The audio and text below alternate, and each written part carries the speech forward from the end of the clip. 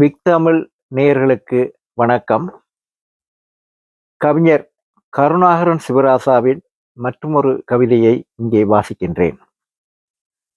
வீட்டின் பின்புறம் தொடங்கும் காடு, காட்டின் வாசலில் வீடு, எப்படியும் வைத்துக் கொள்ளுங்கள்.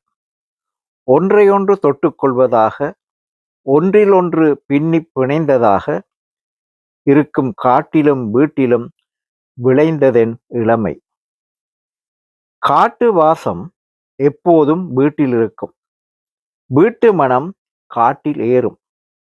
விருந்தாளிகள் வீட்டுக்கு வந்தால் காட்டை பார்த்து வியப்பதுண்டு. சிலருக்கு அச்சம், சிலருக்கு ஆவல், சிலருக்கோ தயக்கம். ஒற்றையடி பாதையில் நடக்க காடு விரியும். காட்டு பூக்கள், காட்டு பழங்கள், காட்டு இறைச்சி, காட்டு கிழங்கு, காட்டு வேர்கள். காடு அழித்து கொண்டே இருக்கும். குடை 1000. காடு பாடுவதை கேட்டாயா எனக் கேட்டேன் நண்பனிடம். இல்லையே என்று தலையசைத்தான். 1000 பறவைகளின் காட்டை பாடுகின்றன. ஒரு மயிலிறகு வனதேவதையின் அழகு சின்னம். துள்ளித் தெரிக்கும் மானினின் விழி, அதனுடைய நடனம். பச்சை அதன் உடல், நம்முடைய சுவாசம், அதனுடைய மூச்சு என்றேன். மோதிர கண்ணியில், தவிட்டையில், நறுவிழியில், பொங்கில், வாதரணியில், அனிச்சையில், காண்டையில், மான்கொடியில்,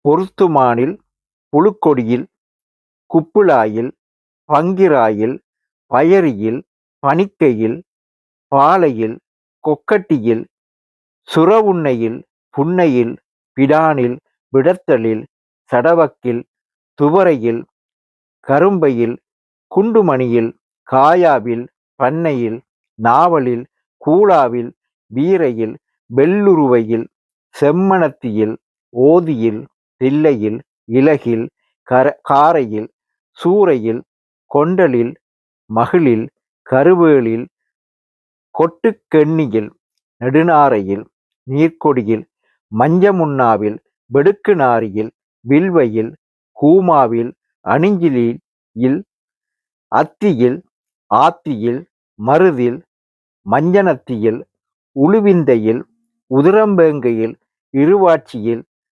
பெருவேம்பில், கருவேம்பில், கள்ளத்தியில், காட்டாஞ்சியில், குளிநாவலில், சடைச்சியில், சண்பகத்தில், திருவாத்தியில், தேத்தாவில், நஞ்சுண்டனில், பூதங்கொல்லியில், முள்ளுருவையில், மாவிலங்கையில், காட்டுத்தோடையில், மகிழில், குமிழில், காட்டுமாவில், கருங்காலியில், கண்ணாவில், கினியாவில், பிரண்டையில், சீந்திலில், முசுட்டையில், ஆவரசில், ஆடாதோடையில், பாவட்டையில், நொச்சியில், ஆமணக்கில், வாகையில், காஞ்சுரையில், விண்ணாங்கில், விளாத்தியில், இத்தியில், இலுப்பையில், ஆளில், அரிசியில், ஒரு காட்டு விலங்காக, காட்டு குருவியாக, காட்டு பூவாக, காட்டு பழமாக ஆனேன்.